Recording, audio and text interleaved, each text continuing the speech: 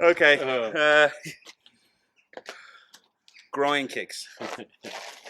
Groin kicks. One of the most talked about techniques in martial arts, and particularly in self-defense. People love to talk about groin shots. Why? For the obvious reason, because getting hit in the groin hurts like hell.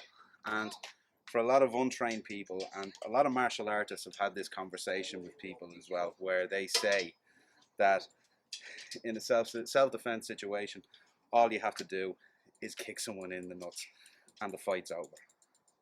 And this is something that we struggle with an awful lot, for the simple reason that it's basically false information. Yes, on one hand, if you actually do make contact with the groin, with a kick, with a hammer shot, whatever it is, yes, it's actually going to hurt. The only problem that you're going to have is that trying to actually make contact with the groin can be very, very difficult. For example, if someone's actually standing square onto you, naturally, it's going to be easy for me to actually make contact with the groin. It's going to be very, very easy. There's only one small problem. Nearly every fighting style that you will ever actually encounter teaches one basic rule starting off, which is this. Stand with one foot in front of the other. Now, if this man is actually an attacker, and he's even had just the most basic of martial arts training, he's going to know that having one foot in front of the other is the first thing that he's going to do. Secondly, it's extremely easy for someone to actually defend themselves against this kick. So for example, I want to actually kick him in the groin. I go ahead and do it. He doesn't really have to do much to stop me. All he has to do is lift his leg. That's all he has to do. No matter what I try here, the defense that he can actually put up is extremely simple, and it's not something that you need a hell of a lot of knowledge or practice to achieve. It's very, very simple. The other problem with this is that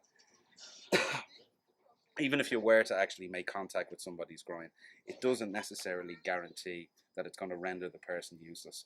I mean, you talk to a lot of people who have actually worked professionally in certain industries, whether it be working in security, working with the law, working as a bouncer, and they will tell you that in the moment of an actual confrontation, people's adrenaline levels can be so high that they don't even realize they've been hit.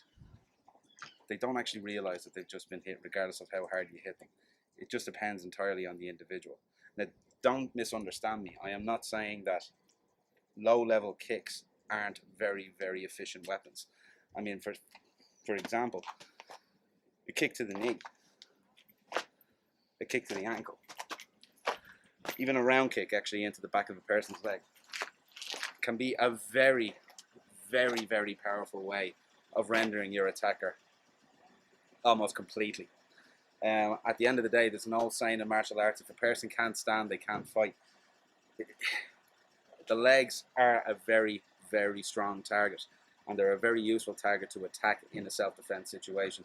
But where groin kicks are concerned, you have to believe me when I tell you, I wouldn't put a huge amount of faith in them. And by all means, if anybody has any good examples to show me, feel free to send them on to me. I try my best to keep an open mind.